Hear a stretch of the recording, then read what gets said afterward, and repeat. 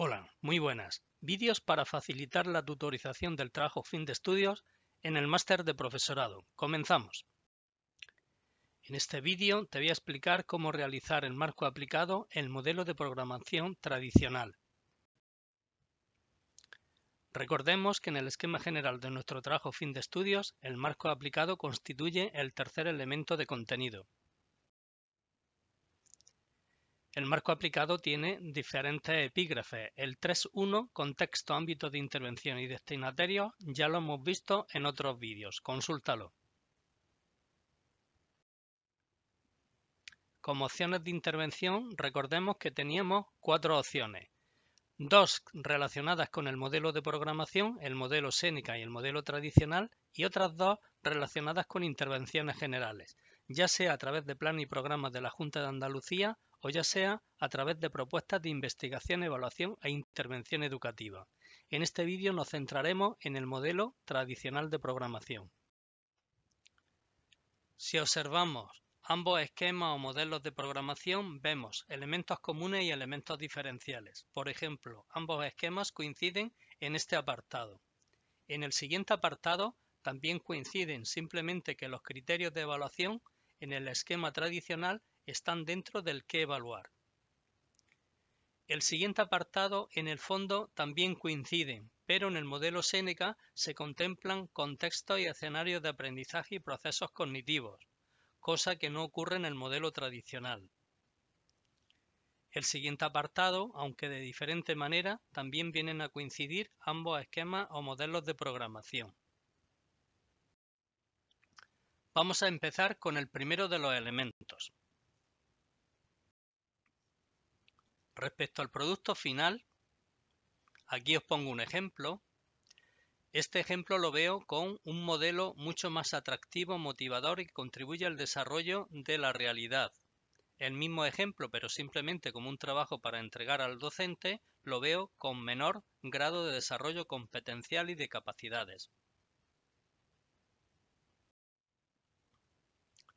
Respecto a la justificación, lo normal es que argumentemos en qué quincena del curso escolar la vamos a desarrollar, qué unidades le preceden y qué unidades didácticas le siguen. Respecto al título, lo normal es que sea atractivo e identifique con claridad la temática que vamos a abordar. También indicaremos el nivel, curso o grupos en los que se va a desarrollar esa audiencia, así como las materias implicadas, desarrollando con profundidad nuestra propia materia, pero haciendo sugerencias de posibles relaciones interdisciplinares con otras áreas de aprendizaje. Respecto a la concreción curricular, en adideandalucía.es podemos encontrar toda la normativa en vigor dentro de nuestra comunidad autónoma. La Ley Orgánica 2 del 2006, en el texto consolidado de 23 de febrero de 2021, en el artículo 6 nos define qué es el currículum y qué elementos lo componen.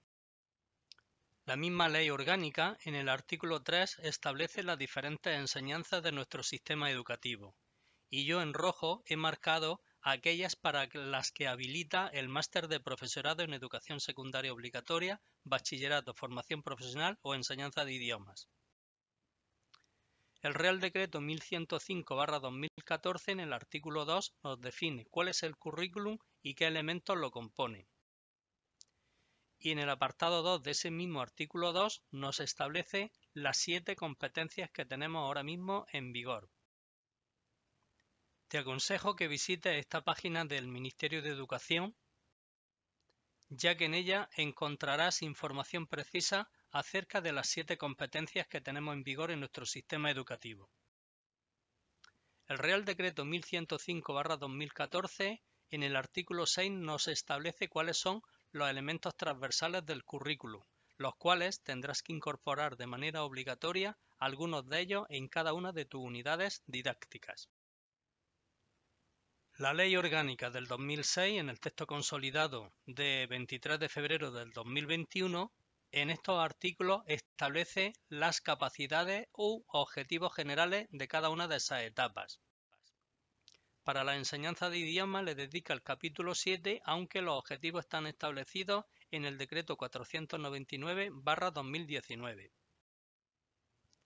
Nos vuelve a recordar los objetivos generales de etapa el Real Decreto 1105 en estos artículos que tenemos en pantalla.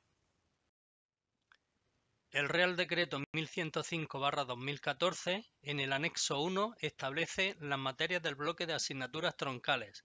Comienza con artes escénicas, presenta primero la materia definiendo cuál es su finalidad y objeto de estudio. A continuación establece cuáles son los contenidos, criterios de evaluación y estándares de aprendizaje.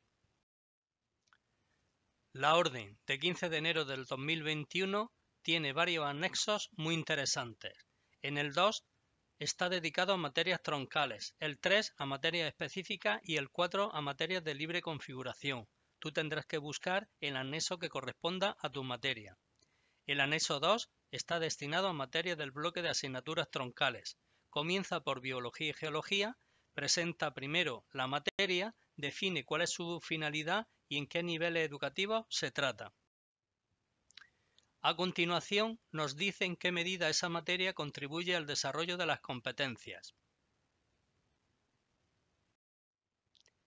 Y por último, también nos da lo que son los objetivos específicos de cada materia. Busca la tuya. Establece algunos principios metodológicos de muchísimo interés. Contémplalos. Sigue con el mismo esquema tradicional que hemos visto anteriormente en el Real Decreto. Primero una columna para contenidos, otra columna para criterios de evaluación y otra columna para estándares de aprendizaje.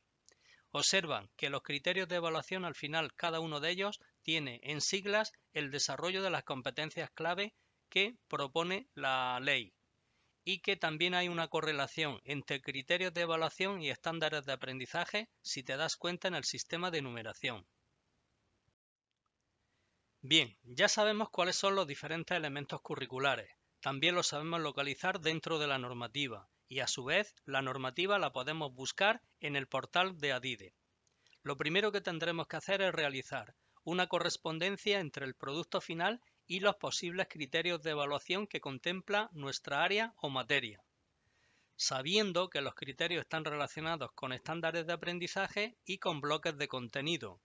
Desde esta perspectiva ya podremos seleccionar cuáles son los objetivos de etapa y cuáles son los objetivos de área que vamos a incluir dentro de nuestra unidad didáctica. Por su parte, los objetivos didácticos los tenemos que definir nosotros mismos. El objetivo estará redactado en infinitivo partiendo de qué es lo que esperamos que nuestro alumnado aprenda a partir de lo establecido en el criterio de evaluación. Ya hemos visto también que la normativa establece diferentes principios metodológicos. Tenlos en cuenta para que sea coherente con el desarrollo de tu programación. Estos elementos corresponden al que evaluar, este elemento al que enseñar y estos elementos al para qué enseñar, sabiendo que la metodología responde al cómo enseñar. Ten en cuenta también que si trabajas en otra etapa educativa tendrás que incluir aquellos elementos curriculares específicos de esa etapa educativa, en este caso, formación profesional. En el proceso de toma de decisiones en la concreción curricular te aconsejo que tengas en cuenta estos principios que tienes en pantalla. Bien, dentro del modelo de programación tradicional nos vamos a centrar en lo que son las tareas, actividades y ejercicios, metodología, principios de atención a la diversidad, uso de las TIC, temas transversales, etc.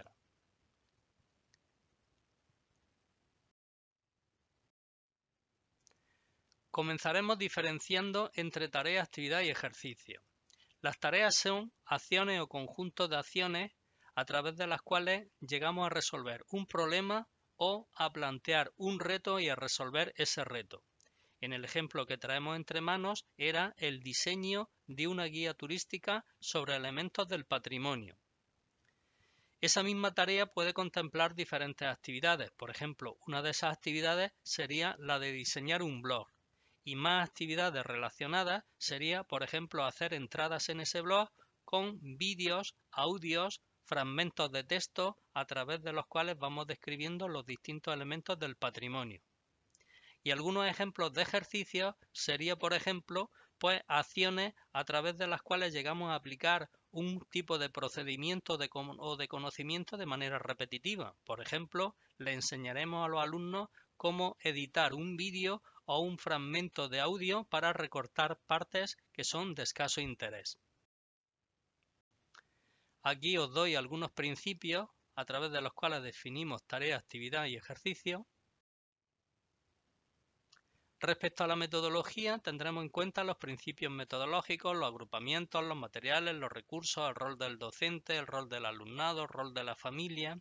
También estableceremos las medidas de atención a la diversidad, tanto si tenemos alumnado con necesidades específicas de apoyo educativo, como si es una clase normal en la que no haya alumnado con necesidades específicas de apoyo educativo, pero necesitemos graduar las actividades y las tareas con diferente nivel de dificultad. También incorporaremos el uso de las TIC, estrategias de promoción de la lectura, sea cual sea nuestra área de aprendizaje y los temas transversales. Aquí os doy algunas estrategias para graduar las tareas en diferentes niveles de dificultad, por ejemplo, con la taxonomía de Bloom. Con respecto a la evaluación, ya hemos hablado anteriormente de los criterios de evaluación y de los estándares de aprendizaje.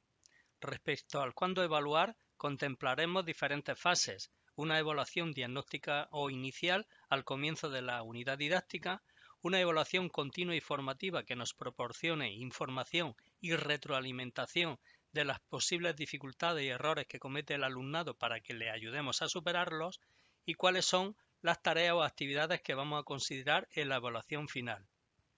Sobre el cómo, contemplaremos diferentes técnicas y procedimientos, y sobre el con qué evaluar los diferentes instrumentos de evaluación. Aquí os presento algunos ejemplos. También tenemos que tener en cuenta que si la evaluación consiste en un acto de justicia, tendremos que detectar los errores y dificultades que experimenta el alumnado para ayudarlos a superarlos lo antes posible. Por su parte, la orden ECD/65/2015 en el artículo 7 incorpora la necesidad de tener en cuenta principios para que el alumnado se autoevalúe y pueda practicar también la evaluación entre iguales o la llamada coevaluación. Tenlo en cuenta. Aquí te proporciono algunos ejemplos para mecanismos de autorregulación en el aprendizaje. En este caso es un ejemplo de formulario KPSI que me puede ayudar a establecer diferentes tipos de agrupamiento. Y en el modelo de programación tradicional, a la hora de evaluar el proceso de enseñanza y de la propia práctica docente, tendremos que tener en cuenta los diferentes elementos que hemos estado diseñando en nuestra unidad didáctica y su puesta en práctica en el aula. Nada más. Muchísimas gracias por vuestra atención.